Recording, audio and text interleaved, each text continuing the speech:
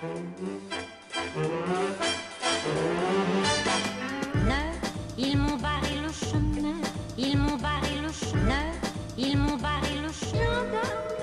just returned from Yosemite, California, where I free climbed a route on El Capitan called Golden Gate. And today I'm going to tell you what was in my haul bag during our 6-day ascent. So first of all, I had a pretty heavy-duty haul bag for carrying all the stuff with me up the cliff for 6 days. A sleeping bag, probably 15 degree or so for sleeping at night. MSR reactor stove for boiling water. I brought really good ground coffee with me and an AeroPress. So every morning this was the first thing I did. Justin's nut butters, because I love them and they're super easy to carry. Voke caffeine tabs, could not live without those things. They definitely kept me going during some dark moments. A little bit of a skin kit, so super glue, tape, and ibuprofen for maintaining my skin. Petzl Tika XP headlamp. I also always carry a medical kit with me up there. If any sort of injury happens, you need to know how to deal with it pretty soon. A waist case, which is for going to the bathroom. We never went to the bathroom on the wall and left it there. We carried it with us the whole way. We climbed with a 9.8 millimeter rope, Petzl Contact, 70 meters. I used a Hirundos harness, a Meteor helmet. I climbed with a helmet at all times on El Cap. My La Sportiva women's Mira Velcros. Number 6 Camelot was probably my most favorite and my least favorite piece of gear that I brought with me, because this was what I climbed the monster off with. Absolutely terrifying and horrific and torturous.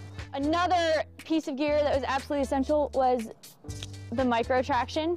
It was for hauling the bag. It's super light and small. Petzl Grigri 2. A Petzl Reverso for belaying the second, also for rappelling in any sort of emergencies, with 2 attaché beaners attached, lockers. 2 Ascension aiders for jumaring and also for hauling the bag. And then, of course, a standard rack of cams and nuts. This is what was in my haul bag, and this is essentially what got me up Golden Gate.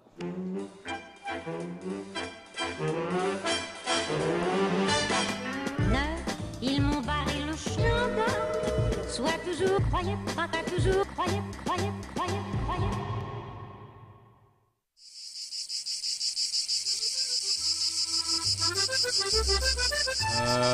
Le montant, c'était sympa. Encore les collants, les harnais fluo, les chaussettes dans les chaussons. Heureusement, ça n'a pas duré, ça. Ah, ouais. Et tu te rappelles l'histoire de l'Américain qui était... Oh, c'est bon, là, ça fait 25 ans qu'on les entend, vos histoires. Je suis sûr qu'il va encore nous raconter la fois où il a arrêté la chute du gars qui tombe en essayant de clipper, de rouler avec sa corde dans la main. Oui. Ah, mais faut se bouger, là, la grimpe, c'est en Espagne que ça se passe. Tiens, d'ailleurs, quand j'étais en train de taper un run dans mon projet la semaine dernière...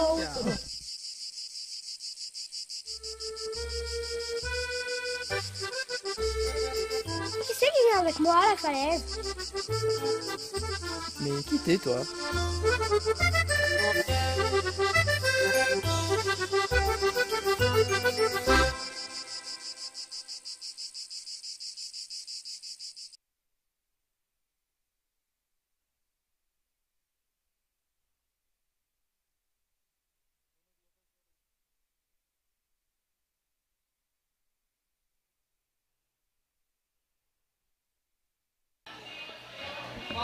Welcome to SMU Gravical 2018.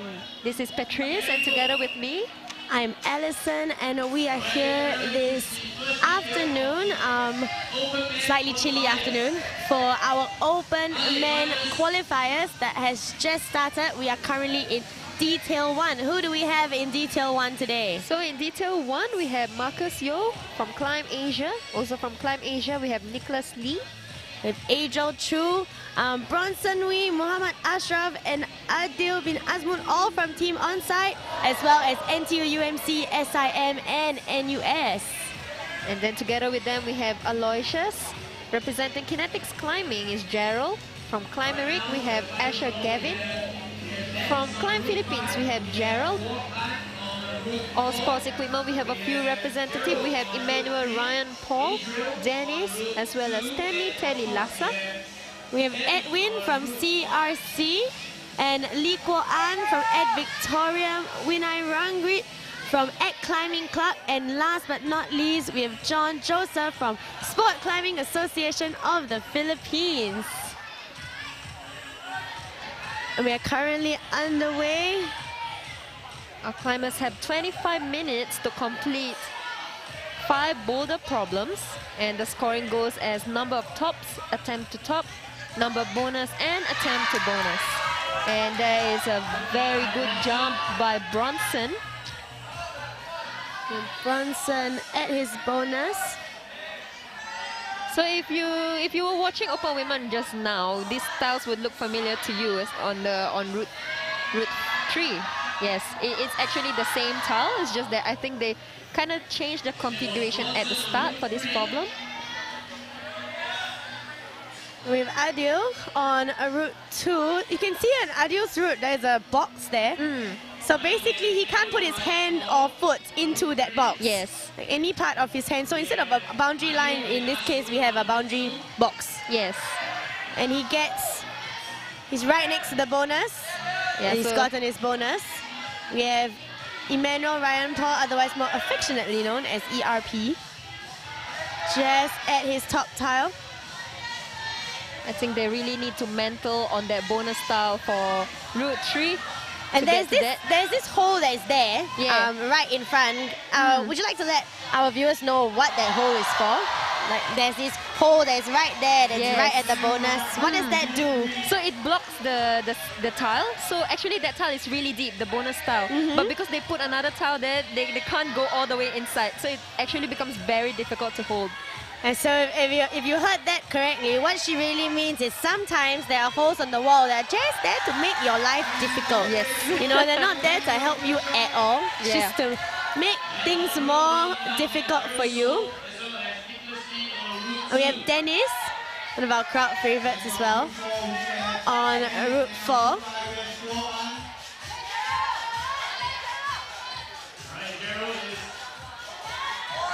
So there is actually a good mix of different styles over here.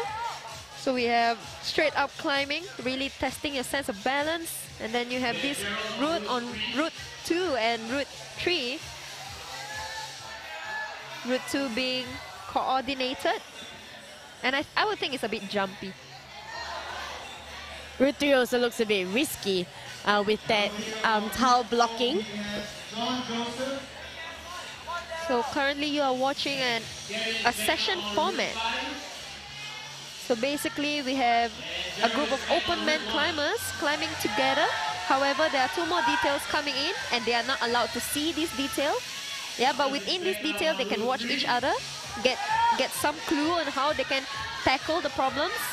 Similarly to the open women qualifiers we had just now, it's the same. They can see, you know, maybe that might work for me a little bit better than what I did just now, or they can see how what they were trying might not really work. Yeah. You have Marcus Yo on route 3, trying to get up there. Really locking hard on that right hand. Yeah, which that looks part? bad. It looks quite bad. That hole that is blocking them has a really smooth top. So even though it looks like it's in a nice enough place for them to put their foot, where they would put their foot is actually not very nice. Yeah. I mean, climbing has gotten more difficult over the time as not only route setters are becoming innovative, even people who make the tiles. Yes. Yeah. So now they offer dual textures. New thing called dual textures, where one tile has 2 different kinds of textures. Sometimes it's helpful, most times no, it's not. Yeah. It's not helpful at all. So it's just there to make your life difficult.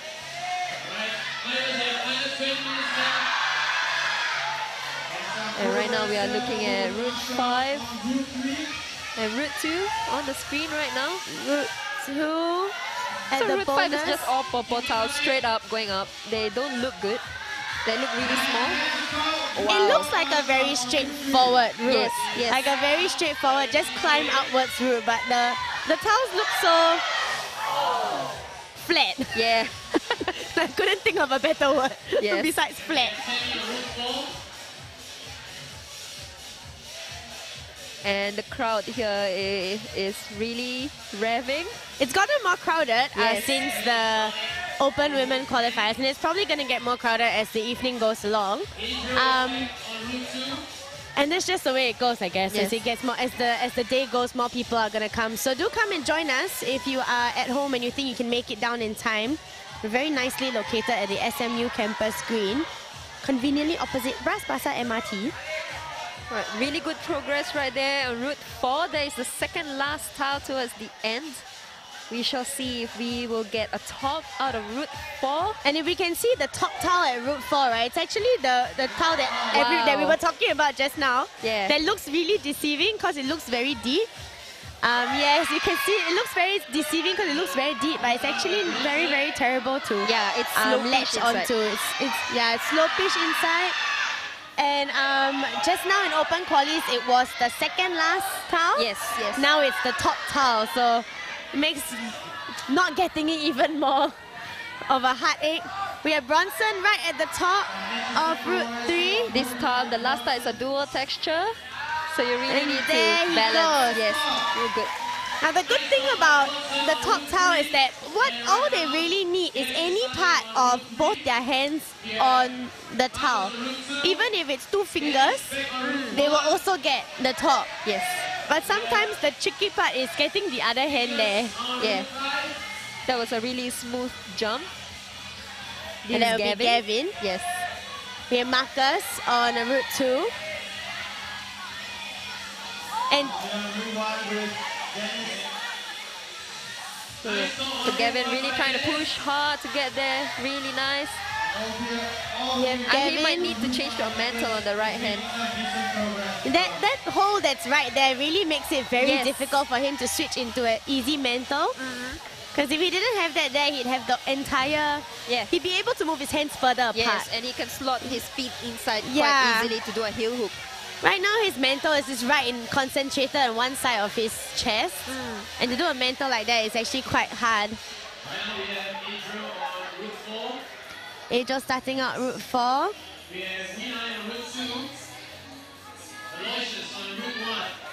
So similarly to our Open Women Qualifiers, we have a good mix of local and international climbers at this level. For Open Men, top 20 will go into the semis. For Open Men, it will happen tomorrow. Tomorrow, I think it's morning, right? Yes. Tomorrow morning.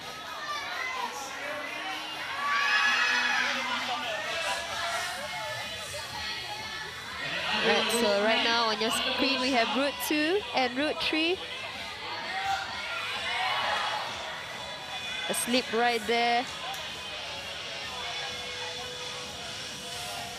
So our climbers have to strategize when they do a session format, because you also need to queue for the route. Yeah, and it also gets very tiring, you know, it's almost like an unintentional interval workout. You climb, Yes. climb, and all of a sudden you have to stop and you don't know how long you're going to be standing there for. Yes. And it does affect the mental. Oh, we have, that's Gerald, right? Yes. He's made it up. Alright, so He the needs to get his style. bonus. He's right next to it. He gets his bonus. He's so close. Alright. Oh, slipping off on the right leg. As It's we, really mentioned, as we dicey. mentioned just now, those are very flat.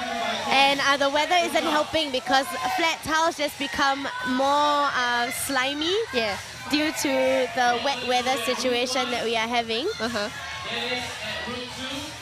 We have Dennis on Route 3 and Gavin on Route 2. Other than the live stream, we also have live scoring. So if you want to know where the climbers are at now, you can take a look at gravical.crim.rocks. And you can see how they are faring. However, there are 2 more details coming. So this definitely the leaderboard will shuffle even more as more climbers come out. Let's have a look, shall we? Right now we have Tammy with 2 tops from All Sports Equipment taking the lead, followed by Dennis Chua as well as Muhammad Ashraf. currently in top 3, but as Patrice just mentioned, this is only the first detail. There are 2 more details of climbers.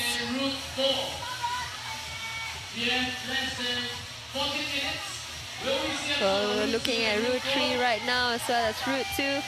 Route 2 we have ERP. So those tiles, though big, they're not that good. Really testing your contact strength and your finger strength. It's also the angle that they've been put into, because at a different angle, like if that bonus hole was just a little bit straighter, it would be quite easy to top load onto the hole.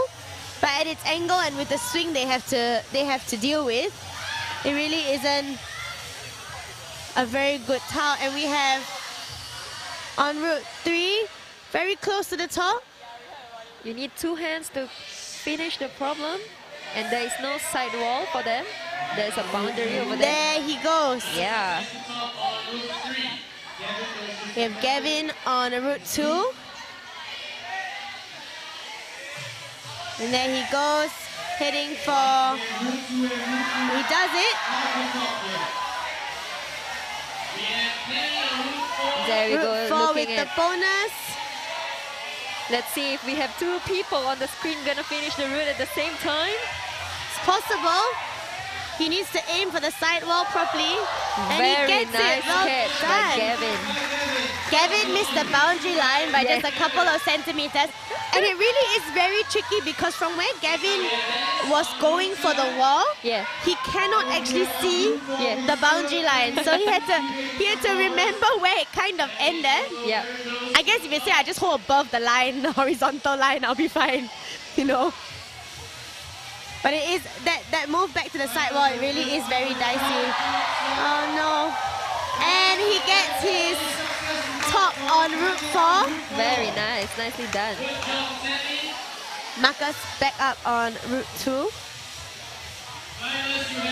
Marcus is known as Singapore's most sight. And Singapore's loudest also. Gerald on route 4. One of our tiniest open men climbers. So similarly to our open women just now, we have very small, young open climbers, and we're seeing more of them as the years progress. These little ones are getting very, very strong, beating out all the old folks. And here we are looking to see if it's a finish. And there we go. Very nice.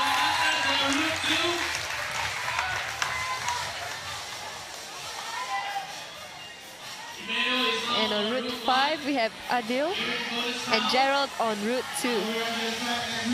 So Gerald actually did really well on the last competition. So we shall see if he can keep it up. Adil has gotten his bonus. Adil also did this differently. He went for the bonus first. But I think it really is that bottom foothold. Because it's like a bit of a touchy situation. In order to make a foothold work for you, you have to step on it very hard. But if you step on it too hard, then you're putting too much weight, then you will run the risk of slipping off the foothold. And Gerald does it. Very nice. He gets his top. Gerald is at his bonus.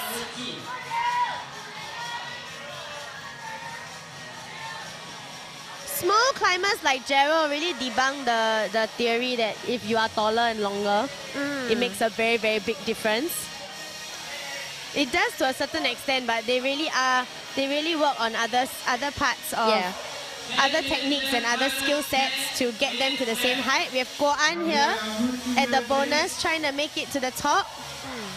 And just on your point about the span and length, actually a lot of climbers, they can say that they are tall, but if they don't know how to utilize and not very aware of how far they can reach, it doesn't really help them at all. So good body awareness, whether you are tall or you're short, is very important. And I think it's also like how you really make use of your facilities, I think, to help you. Very nice. You have a nice finish there, just holding it a little bit longer than he should to make sure that he... Of course, you don't want... Because we really are, what we're really supposed to do is we're supposed to look back at the route judge to look for that thumbs up or their top to show us. But when you're facing the wall in that position, it's very difficult to look back. So you just hold there, maybe count to 10 before you let go. You know, just to be very sure. Yes, of course, so that they cannot fault you. Say, oh no, you didn't hold for 2 seconds. Never hold for 2 seconds. Yes. I was there for 30. What do you mean? Okay, are we going to see a top on Route 5? No! That foothold, that two foothold footholds has killed so many climbers. I think Route 1 and Route 5 are Route difficult. 1 and Route 5 are really foothold issues because Route 1's footholds, right, are basically Duotex.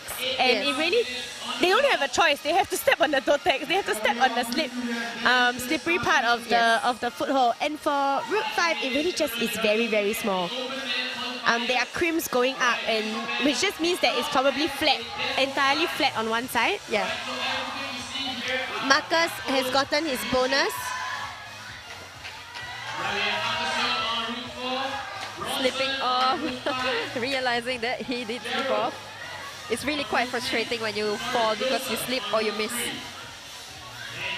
I think it's more frustrating to slip, especially when you slip in the moment of about to go for something and then you slip. I think missing the towel is a little bit less heart pain. Yeah. You see it happen, you don't feel so bad about it. You have Ashraf and Adil, both from Team Onsite. And I think that's Bronson, so we also have both from Team Onsite at the moment. Yeah. Yes! Nice. We have a top on Route 5. The shoulders of steel.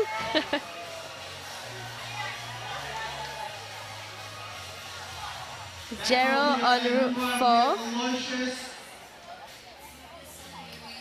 So if you've just joined us, we are live on Facebook. We are here at SMU Gravical 2018 at the SMU campus green on this chilly early evening for the open men qualifiers. And basically these men are the cream of the crop of Singapore's climbing community. They have made it through novice, inter, and now they are in open. And some of them have been climbing for many, many years, some more than a decade, some close to a decade, but some only for a couple of years.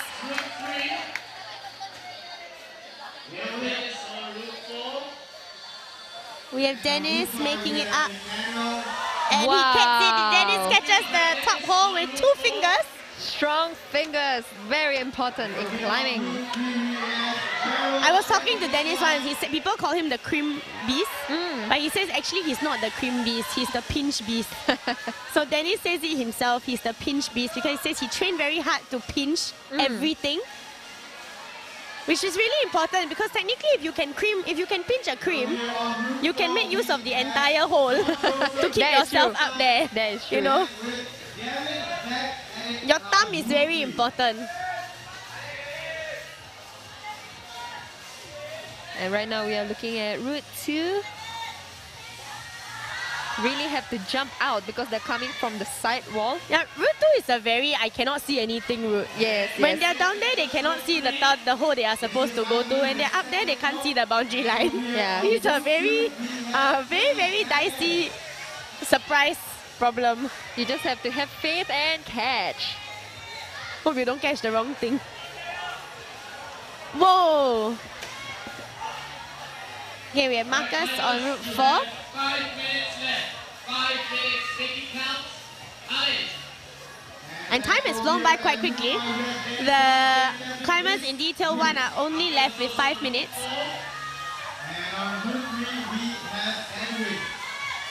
Yeah, 5 minutes, less than that. There he goes. We 30 have minutes. a top on Route 2. Dennis, he gets it. Route 5 for Dennis. It seems like this last 5 minutes is really pushing our climbers to really go for it and don't hold anything back. So are there any climbers in the open qualies that have open main qualies that have the same reputation as you? Under pressure climbers? Not too sure. Not too sure. I mean, we'll see. If you suddenly see climbers racing up the wall and topping things, probably friends with Patrice. Whoa! We just caught that. We came in just in time to see Gerald stick that very nice toe hook balance.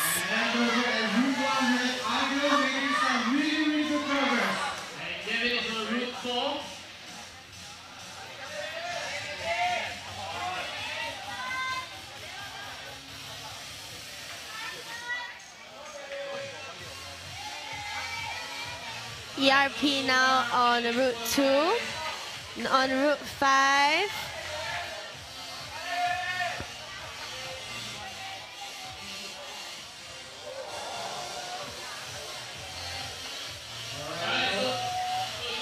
Nicholas on route 2.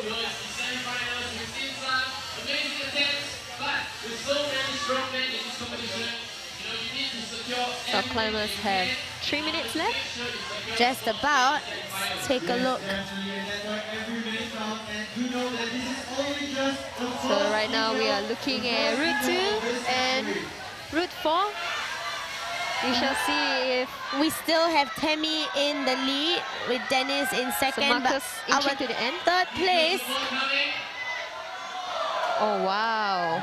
In third place currently we have Gavin. We have Gerald there giving another shot on route 1.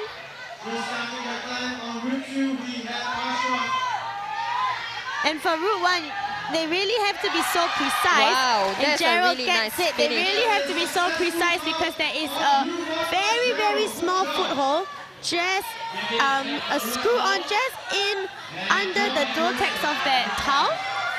And that's really where they have to step. You might not be able to see it very clearly because of all the chalk. And we have Ashraf.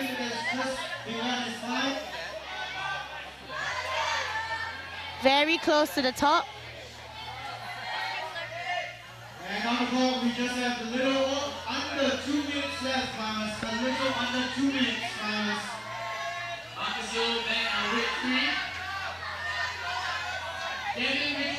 And there And you go. Ashraf gets the top. Very satisfied top.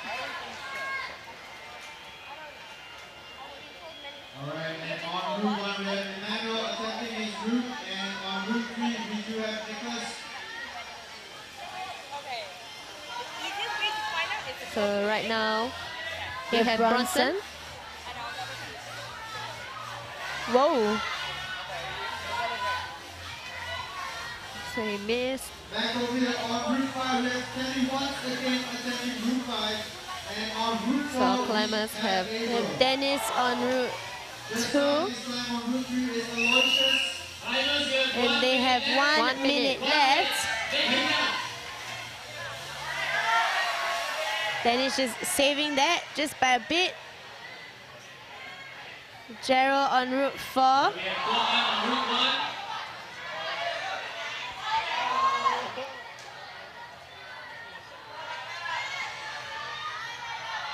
Boan on route 1, Gerald on route 4. Gerald has 30 seconds left to finish this. Allez, Gerald.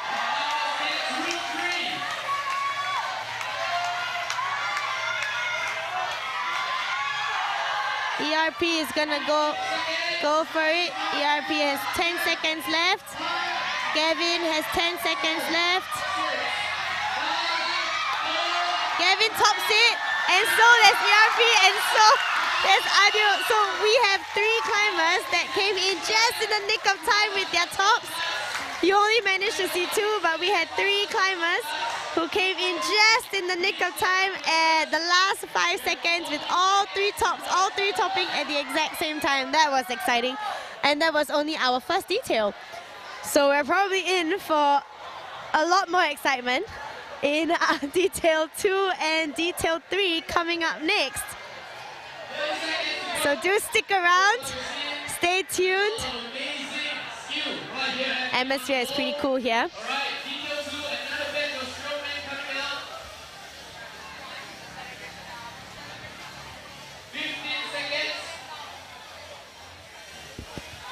Right now, we will be welcoming our detail 2. Yes, we will. That was really exciting, wasn't it? Yes. We didn't have just one or two, but we had three. Yes, three Timers people. talk all at the same time. All your friends, I'm assuming. And we are underway in detail 2. Let's take a look at who we have in this detail. We have Capitan for UMC, Eric Nicholas for UWC Dover, Boaz Teo and Bim Sigrid for Sibinong squad. From Springfield Secondary School, we have Tan Ping Tiang, Eldon Yo, and Mark Chan. Outram Secondary School, we have Luke. In this detail, we also have Phyllis.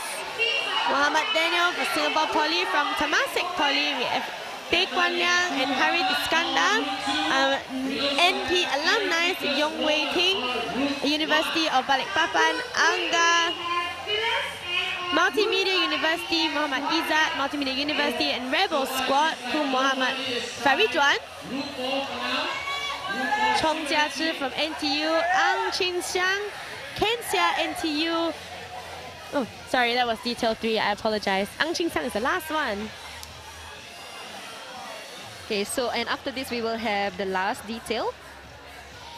So in this detail, we have a good mix of young and young at heart. Young and young at heart. Local and international climbers. I mean, at the top of the field for secondary school students coming here, that's really something. Giving the old ones a run for the money, yeah? It really, really is. I think when I watched the under 17 this time round, my first reaction was the problems are very difficult.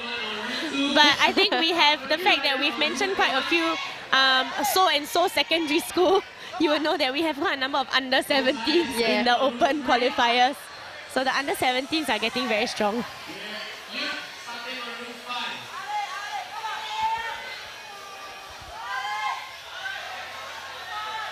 We have Kotai on route 3.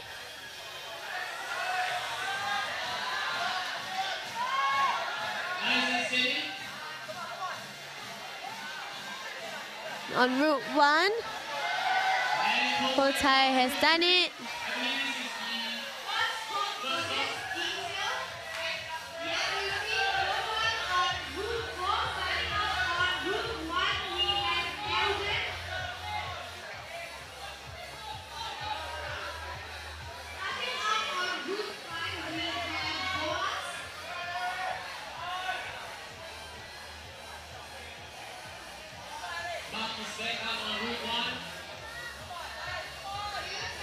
On route 1, he's gotten his bonus.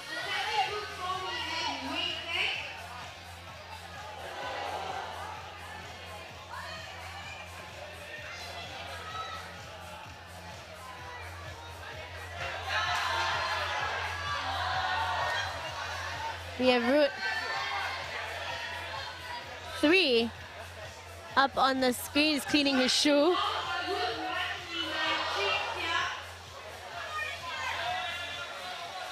Here we have route 1 and route 3 up on your screens right now. Sorry, Capitan is right now on route 3. And we have Walker on route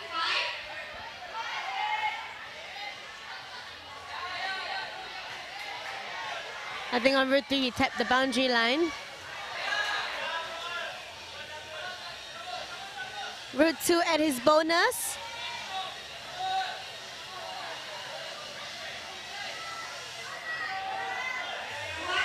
And the tricky thing about this is that he has to keep his feet on the wall. He has to dismount and be able to hold on.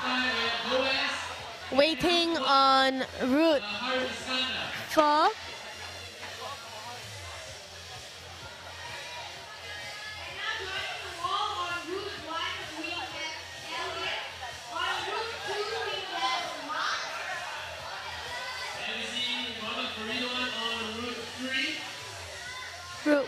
looking at his bonus.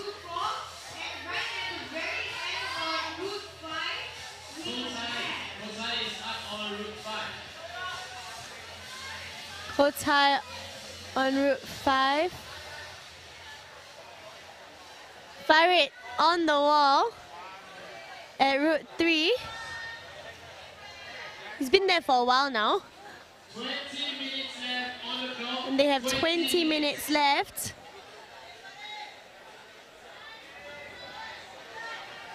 And if you just saw what Farid did, he put his leg all the way up there before he even went up, and that requires incredible flexibility.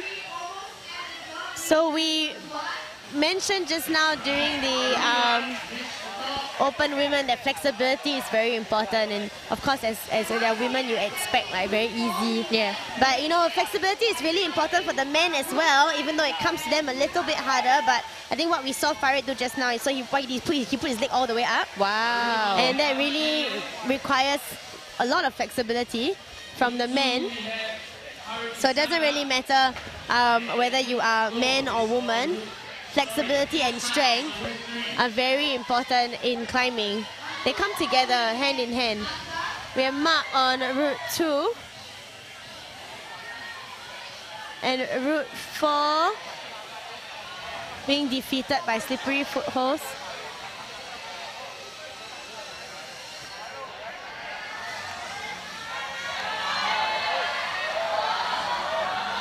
Right now, all eyes on route 4 or route 3. Route 3.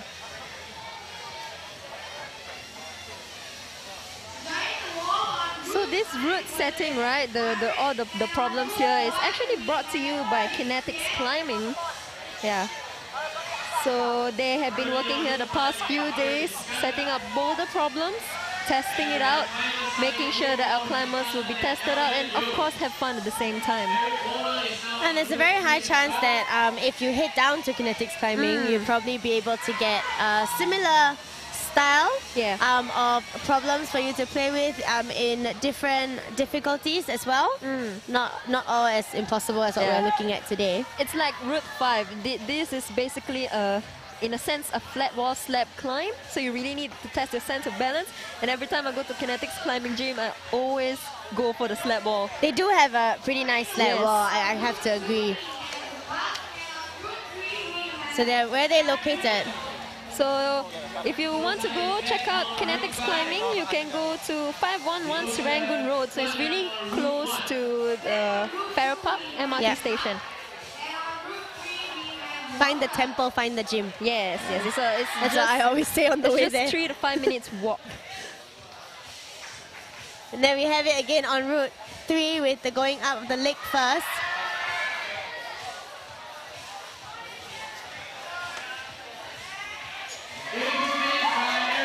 Right. So our climbers have about less than 18 minutes to go. So who did Kinetic Climbing bring in to set the routes? Okay, so of course, on top of our guest route setter that came over, we also have, of course, our local talents over here. We have Jin Le, Jay Ko, as well as Moses Tien, who have been tirelessly working together with Tobias Didler to come up with the problems that we see here today. We're waiting on route 2. So Capitan is on route 3 right now.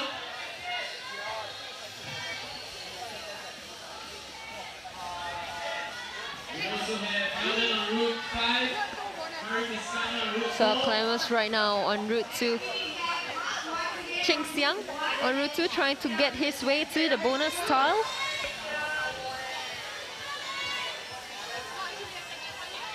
On route 5, he gets his bonus. But he gets both holes at the same time. And it really is, it still really is those 2 footholds at the bottom. Yeah. Right.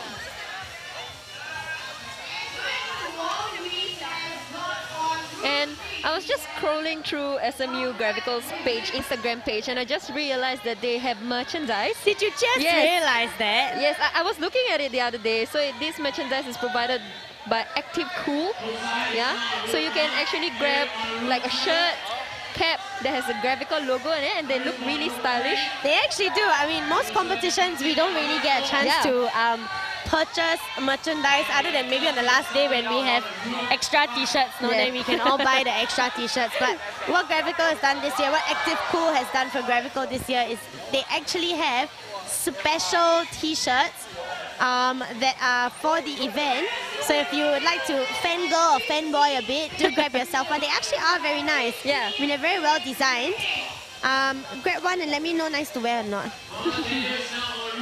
The caps look really cool too. I think Gravical always has had a very nice, slick look with how they do things and their logos and stuff. So it's nice. I mean, SMU is really putting up the standard of organizing competition. So, and I think if you're the first one every year, you kind of have to, you have to set the bar very high so that you can be worthy of being the first comm of the year. I think if you're the first comm of the year and you were like, it wouldn't be as exciting. Yes, and in this event is also proudly supported by All Sports Equipment. So some of the athletes are actually competing in both open women and open men categories. So they are the people who bring in the brands such as Petzl. So if you're looking for any gears that you need, you can head on down to All Sports Equipment Pro Shop.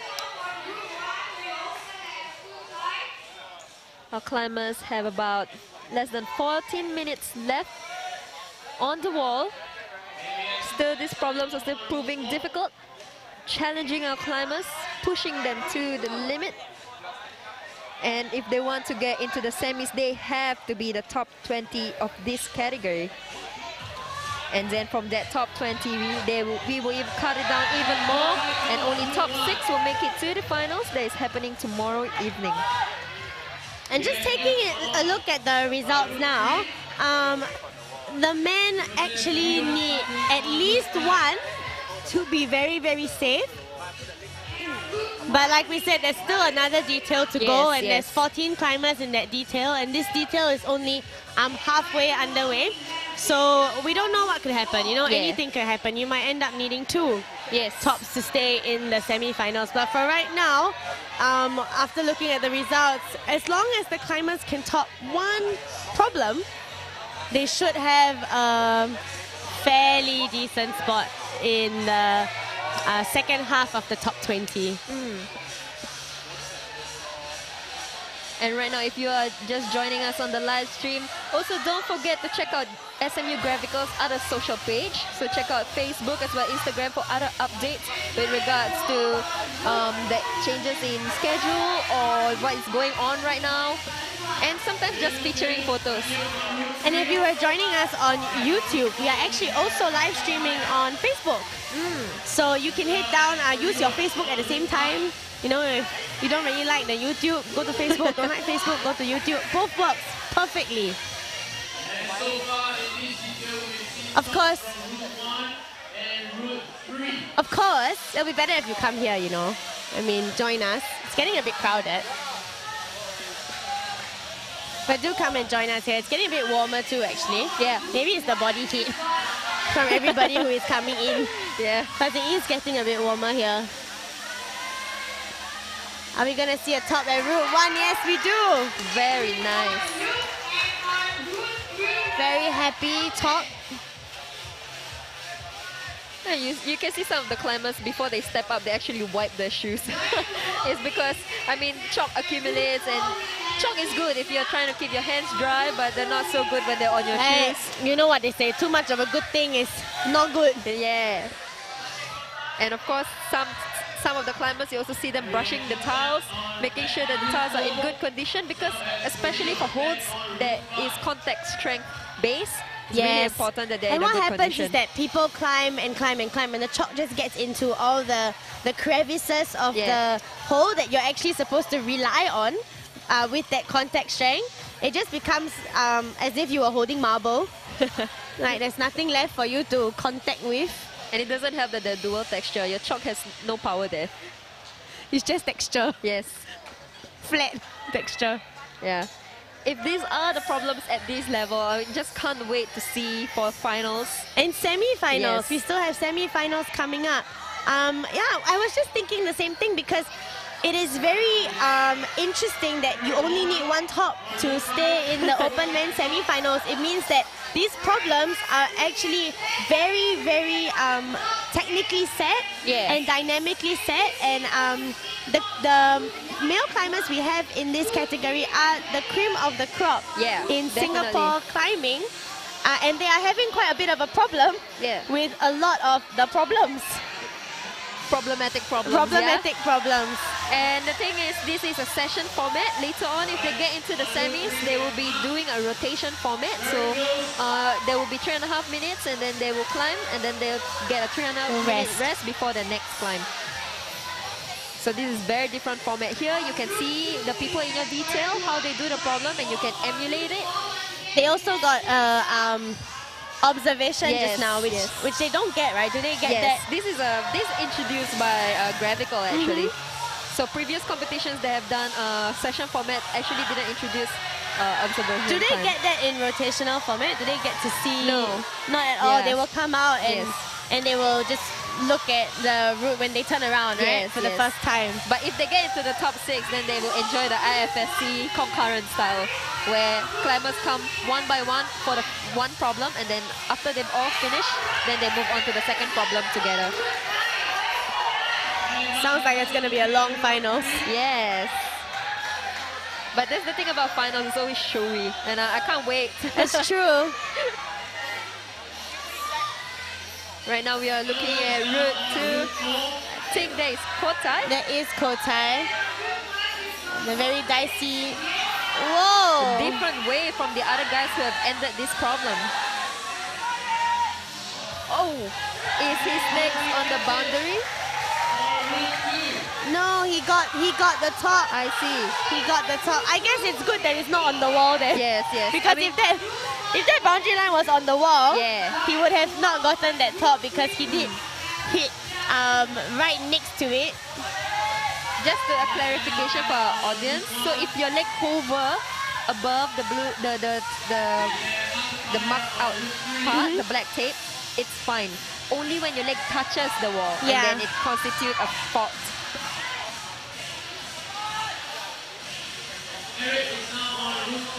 Climbers have less than 8 minutes left on the wall. It's really time to hustle. Farid on route 1. Farid is one of our international climbers here. Yeah, but he's almost like a common face because I see him almost every competition. I think he has 2 homes. He lives in Malaypore. He's got so many friends here in the Singapore circuit that I don't really know whether he remembers that he's actually from Malaysia when he comes here.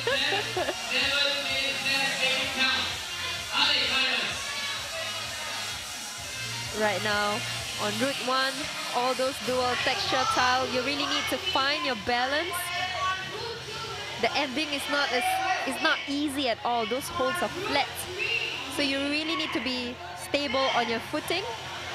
The ending also seems to be, they have to be very quick and very precise because that seems to be how everybody's been catching the other half. And there just you like go. that. Yes. Yeah, so it seems like if you're not precise with your right hand and you miss, that's it, because it's such a quick movement at the end. We are route 4 and route 1. You can really see how hard you need to pinch on the right hand just to stay there. And there's not much for you to pinch also, because if you saw his hand just slip off, it's probably just at his fingertips. That's all he gets.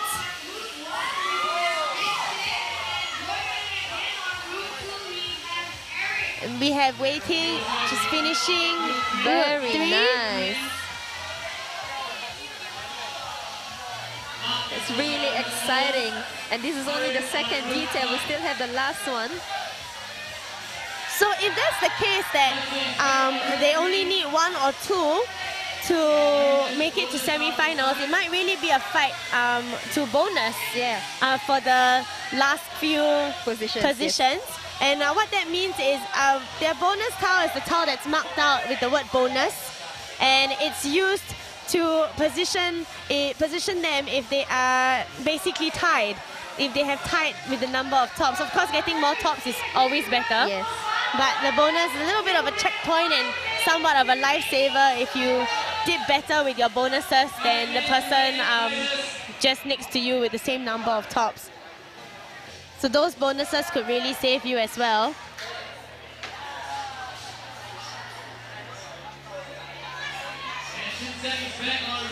Just that slight shake on the hand and it can cost you everything. It really can.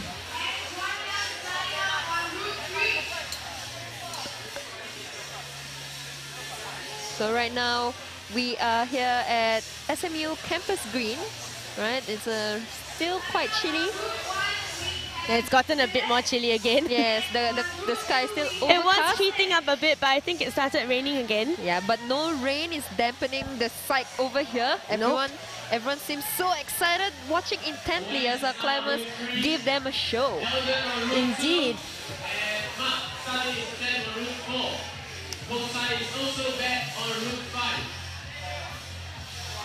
Holds high on Route 5. On Route 1. Climbing definitely has evolved competition as well, where climbing is not just about pulling. Yes. It's a lot of pushing, toe hooks. I was talking to someone the other day because I was looking, I think Alana Yip, one of the World Cup climbers, posted a video of her from 2011 in the World Cup. And my reaction to that video was, wow, the route's very easy.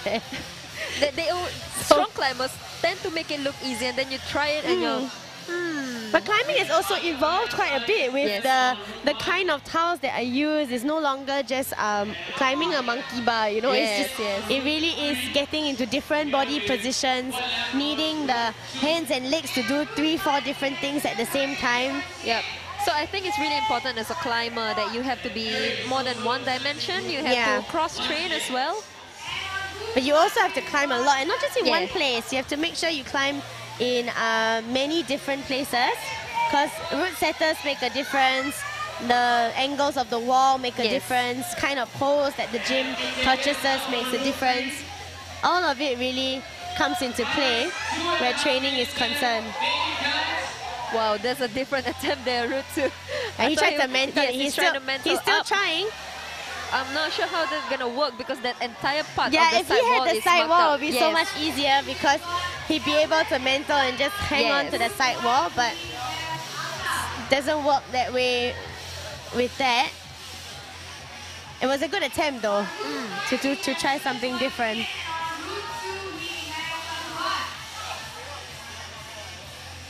We have Farid back on Route 2.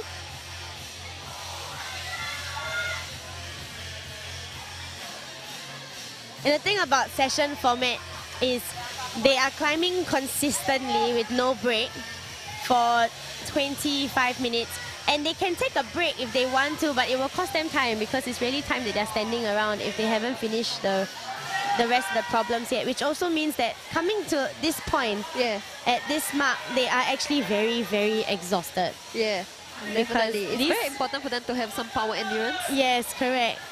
Climbing straight for 25 minutes is it's really no joke. I mean, I only do 19 minutes. I haven't made it to this level yet, but even 19 also, no. Just wearing the shoes for 19 minutes can be a challenge. Yeah, definitely.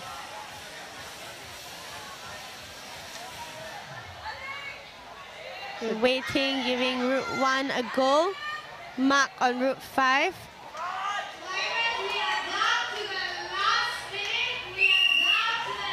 So climbers have 1 minute left.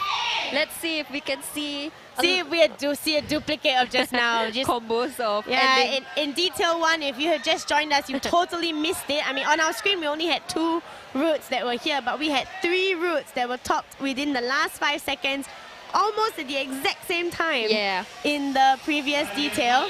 So let's see if any of the climbers in this detail repeat that excitement. I think it was even more exciting because all three were local climbers, and all three, basically everybody was cheering them on because everybody knew everyone. Yeah. The climbing community here is a bit small. We have 10 seconds left. We have less than 15 seconds, 10 seconds. It's really go time right now. Is he gonna top it? He's got 5 seconds. It doesn't count. No, it doesn't count.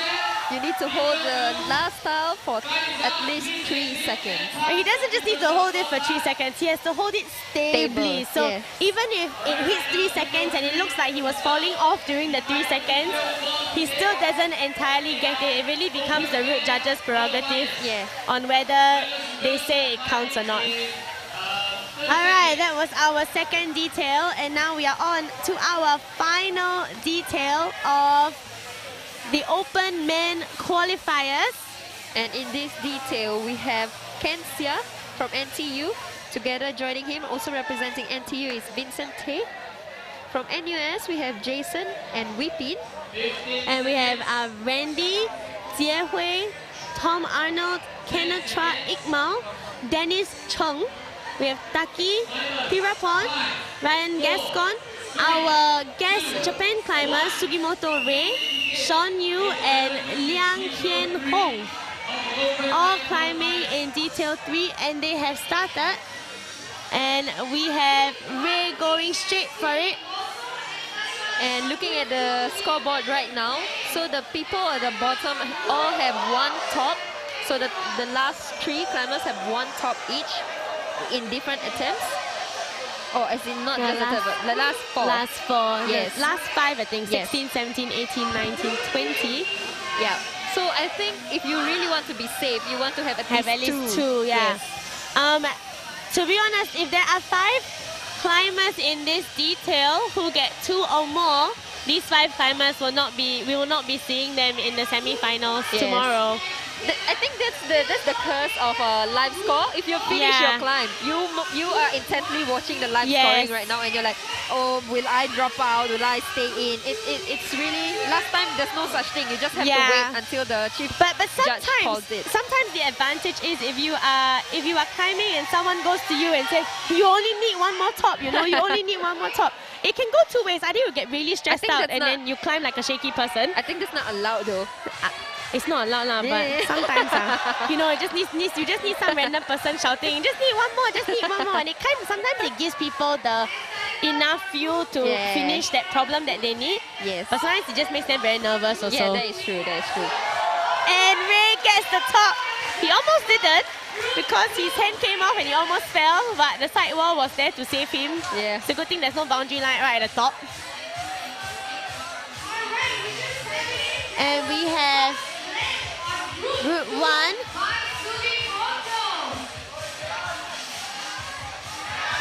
So make sure you follow the scores at gravical.crimp.rocks. Alright, so make sure that you can see what's going on. So this live scoring will tell you where our climbers at and who is coming back tomorrow. But of course, wait for the final say by our chief route judge.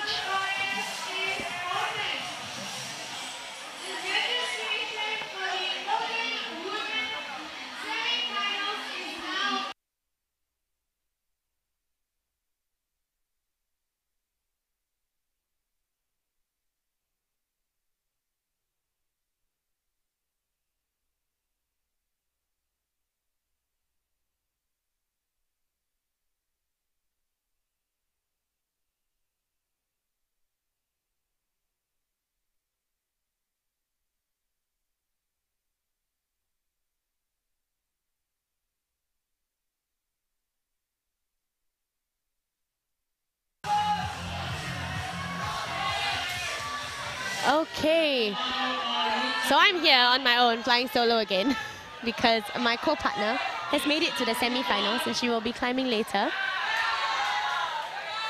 So I hope you guys like my voice because all you're gonna hear for a while.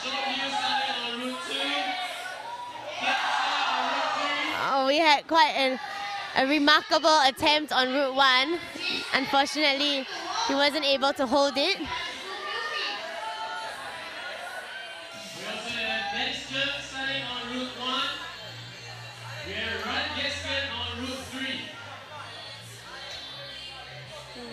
Route 1 and Route 4. Taki on Route 4.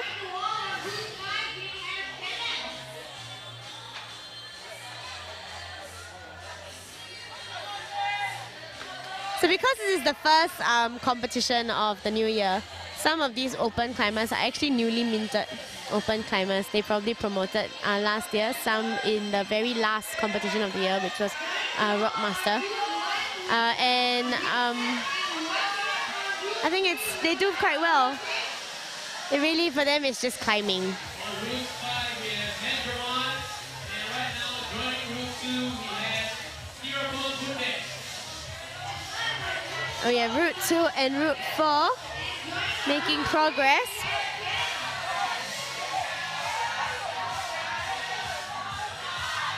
We have Kensia trying to get a little bit higher on that foothold. So I said flexibility is very important, but contact strength with your shoe and your feet is also very important, because if you're not able to bring your foot up there, like what Ken is doing is he's smearing the wall to get as close as possible to the tile. Now he's trying he tried something different to put his leg up first. So they really want to solve these problems, trying different ways to do it.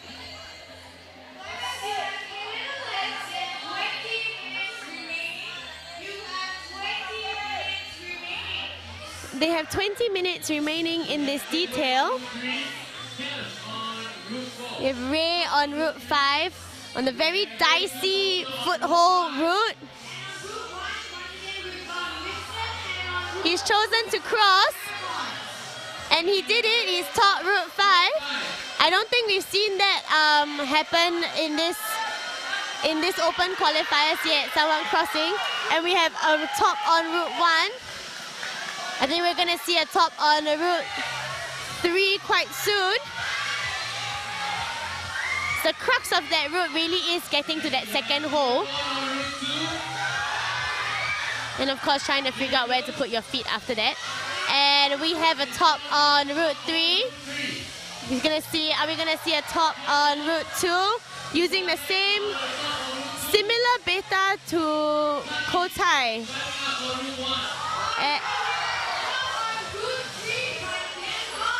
He missed it just slightly. And we've been going up on Route 2. Hendron is on Route 3. And Ray Tsukamoto is on Route 4.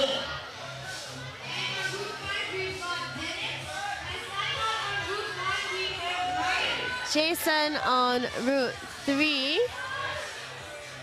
Ken is starting on Route 5 right now.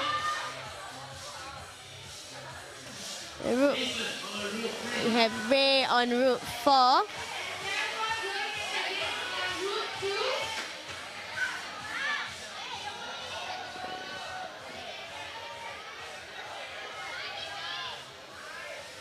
Ray from Japan is one of our guest climbers, together with Aya Ono, and he too gets the top tile with 2 fingers into that hole, as expected. Very strong finish. So for the previous 2 details on Route 2, we saw a lot of going for the side wall first, and then going for the top after that. But in this detail, we are seeing a lot of climbers going for the top tile first, and then totally missing the side wall altogether. So all of these problems, there are different ways of solving them. And we have Route 5.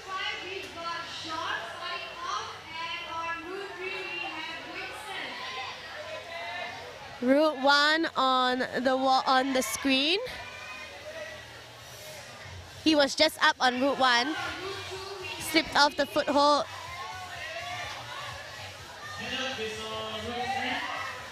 Nice catch on Route 3.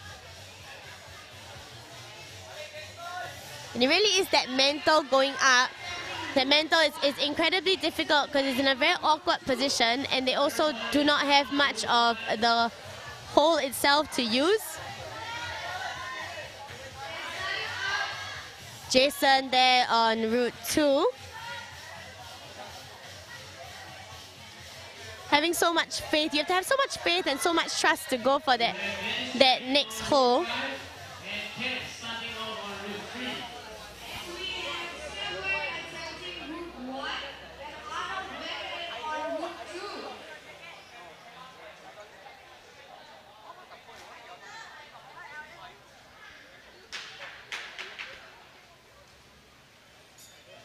Route 2 and Route 5. Route 5 has his bonus. Route 2 has also gotten his bonus. Now comes the dicey part of Route 5. So most of the Route 5 climbers we've seen have brought up their right leg and gone up further, which is not the same. I think Ray did across.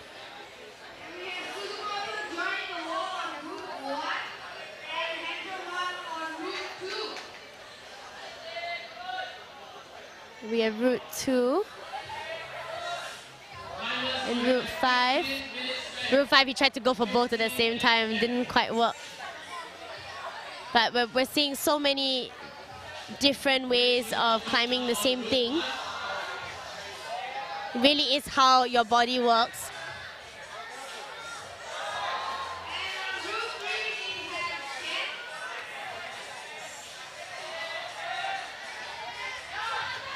Ken is on Route 3, getting a lot closer to the second last hole than he has been previously. He tried a different beta just now by bringing his right leg up first, but that didn't quite work.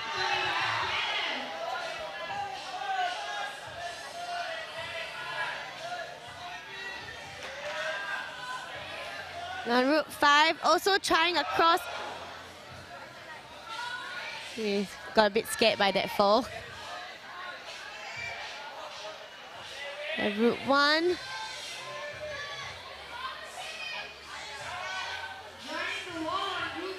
Taki on Route 3.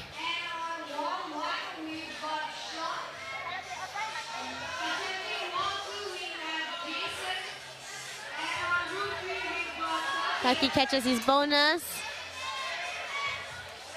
Route 1 climber also gets his bonus. No, does he has gotten his bonus?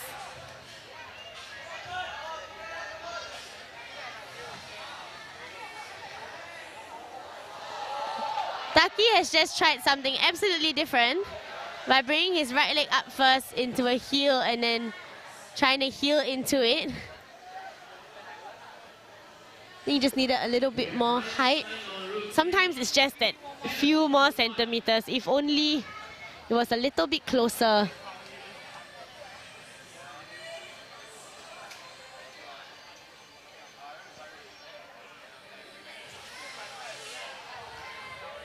I think we've seen every single problem that we have here, all 5 problems topped at least once in this, more than once definitely in today's qualifiers. So all the problems are definitely doable for these open climbers. Quite excited to see what we'll get later in the semi-finals for the open women's semis as well as the open men's semis, looking at how nicely set the qualifying problems are. Taki giving Route 4 another go.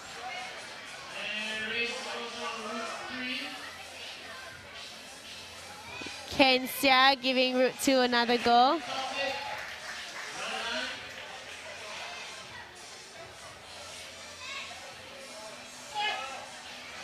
Taki gets the second last hole.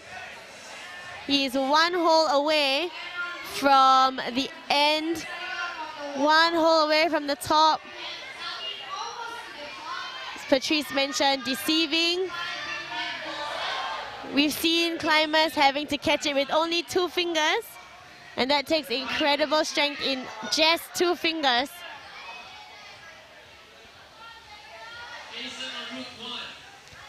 If Jason Route 1 and Route 5 just slipping.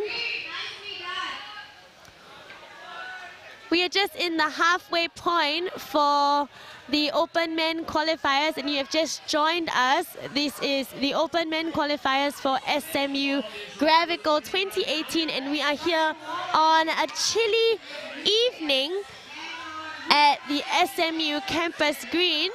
We are currently in our last half of the final detail for the Open Men Qualifiers. Later on, we will be starting our Open Women semi-finals. So if you can make it down in time to watch that, do come and join us here. The atmosphere is getting slightly crowded, slightly crazy. The crowd is getting a bit louder. It's not getting any warmer though. It was just now. On screen now, we have Route 1 with Rei Sugimoto. And we have Route 4. Now Ray has tried this problem quite a number of times already. Keeps getting beaten by that bonus.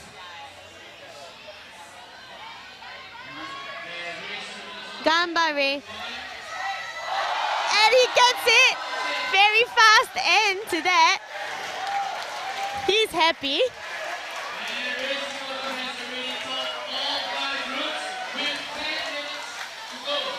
Rei Sugimoto keeping up with his reputation. He has finished all 5 problems already. And we still have 10 minutes left on the clock, so he's got a lot of time to rest and relax now. But don't leave yet. We are still in the last 10 minutes, and we have quite a number of Open Men Qualifiers still fighting on these problems.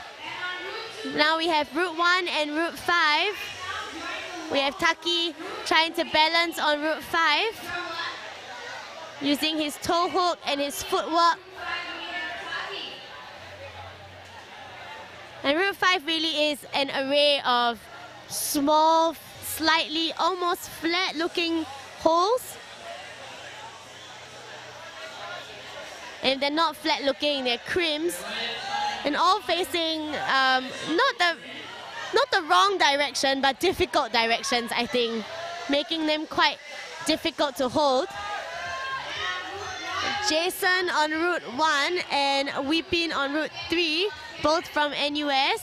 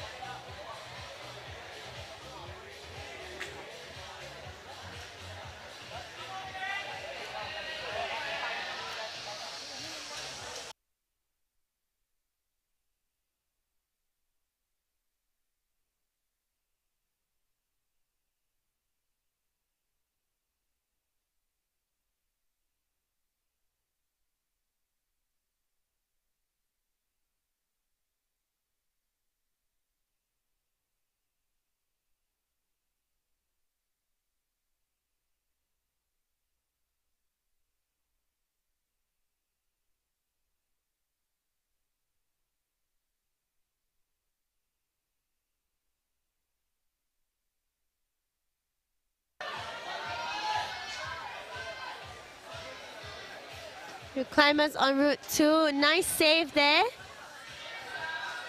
What happens when they hit the side wall is they bandor, so they kind of swing out like a bandor, a literal bandor, away from the wall, and what they really have to do is use their core and their leg and arm strength to pull themselves back in. It would be easier if there was a hole on the side wall, but there isn't, so all they have is their contact strength with the side wall. And of course, if you do it like that a little bit differently, by facing outside, you do reduce you don't get the same problem as a bandor. And he's made it to his bonus on Route 2. On Route 3, we have Hendron. Route 5, Sean.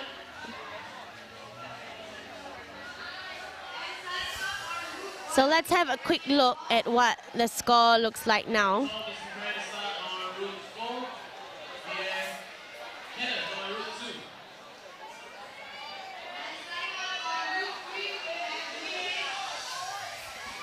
we have 2 spots in the semi-finals with still 1 top. So if 2 more climbers get 2 tops, these 2 climbers will no longer be in the semi-finals.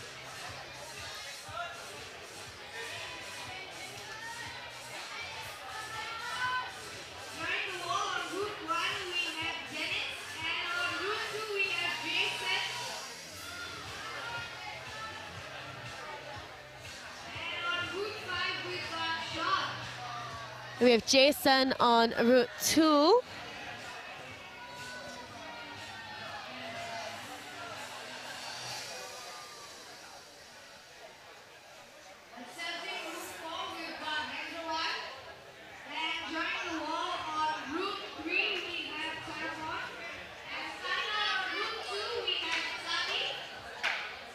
Route 2, we have Taki.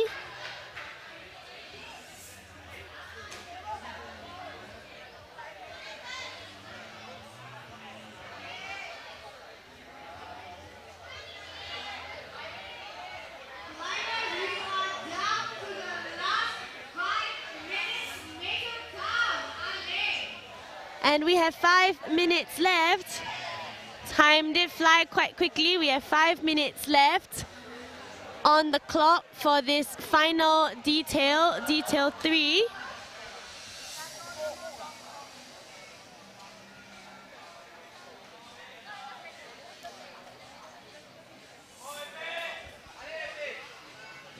Route 1 and Route 3 on your screens right now.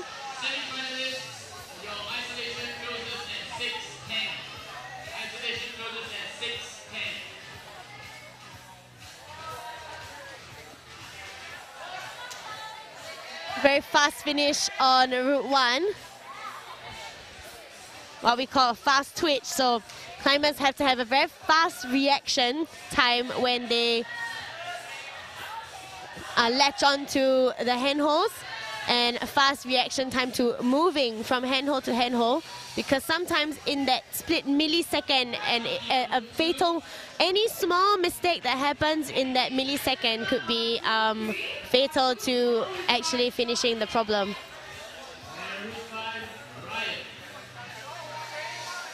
It takes any tiny movement. We have Taki making it past his bonus.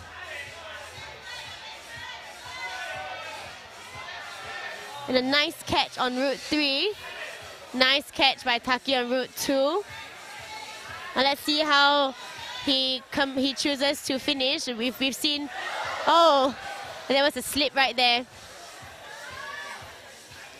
So we're down to the last 5 minutes. So similarly to the previous details, they have already been climbing for 20 minutes. And if you finish the problems, if you're able to finish the problems quite quickly, you have time to rest. But if you don't get to, you don't really feel like you are able to stop and really take your time to get through these problems, because you only have this 25 minutes to get through everything. So by this point, these climbers are actually very, very tired from climbing non-stop. So power endurance and being able to have the stamina to keep going for 25 minutes is very, very important. And will we see a top on Route 3? He tops Route 3 with a knee jam. Jamming his knee at the bottom, which I don't think we've seen today as well. We've seen a lot of matching of the left feet, matching of right foot, switching over and moving to the side. I think Wipin's glasses just came off in that move. But he saved it.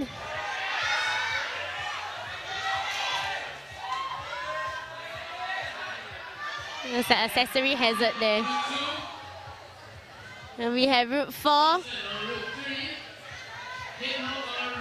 And if you're noticing now, the climbers are moving to the wall a bit faster than they were previously. Previously, they were walking towards the wall because they are down to their last 2 minutes.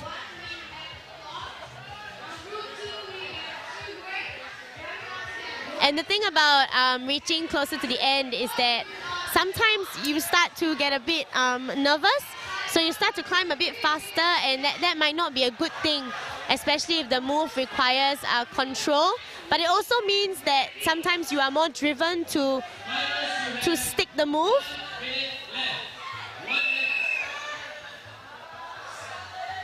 And if you're joining us in detail 3, wow, that end on Route 2 was a bridge over. If you just joined us for detail 3, in detail 1 we had a very exciting finish in the last 5 seconds where 3 separate problems were topped close to the same time in the last 5 seconds. Detail 2, we didn't really see that kind of excitement. We did see some very close shave tops. Let's see what detail 3 has to offer. We have Jason trying to get up to the top hole. I think he just fell. It really is a slippery road up those walls. 10 seconds left, 5 seconds left. 3, 2, 1, time is up. And time is up. It is now the end of our open qualifiers. We have finished our open qualifiers for the day. And later on at 7:50, we will be having our open women's semi-finals. So if you are at home and you would like to come and join us, please do. You have about an hour and 50 minutes to get here before our open women's semi-finals start. We have our 20 semi-finalists from the open women qualifiers that will be competing later. So do come and join us at 7:50. If you cannot make it down and you are staying at home to watch it, do get all your friends to come and watch it with you, join you online. We are live streaming on Facebook and we will start at 7:50. I will catch you later. Alison signing off. Thank you.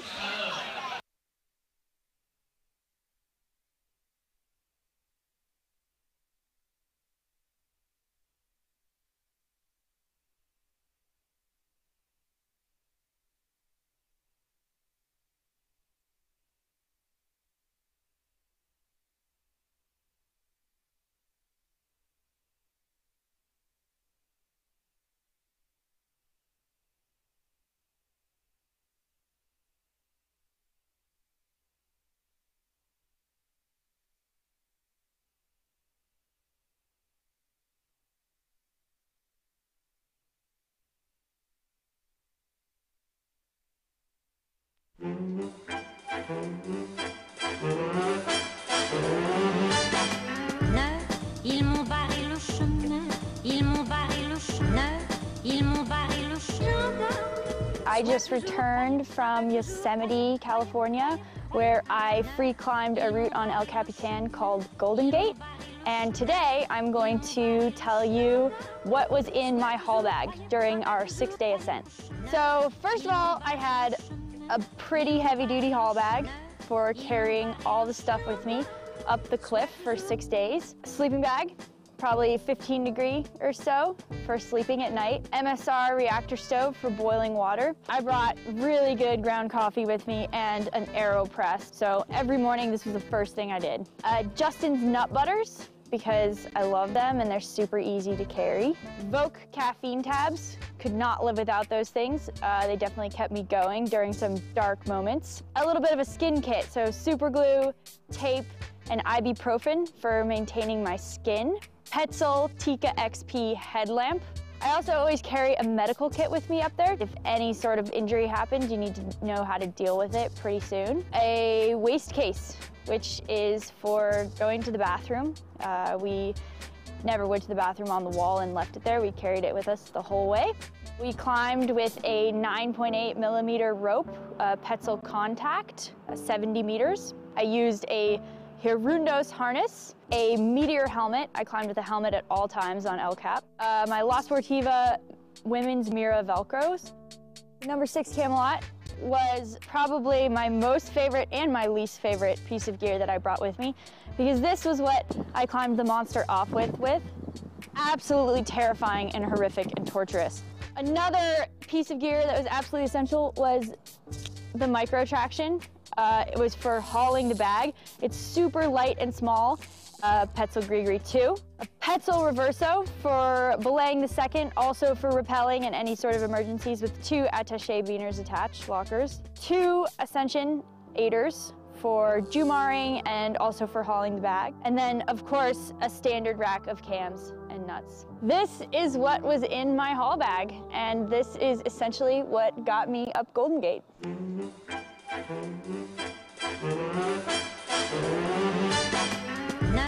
Ils m'ont barré le chemin. Sois toujours, croyez pas, toujours, croyez, croyez, croyez, croyez.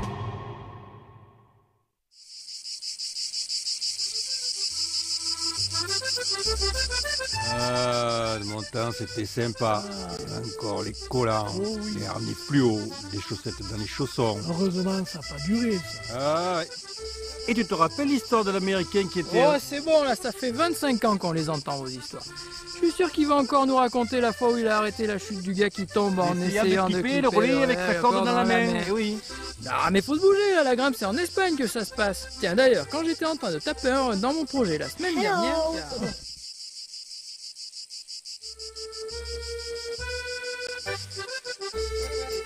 Qui c'est qui vient avec moi à la falaise? Mais qui t'es, toi?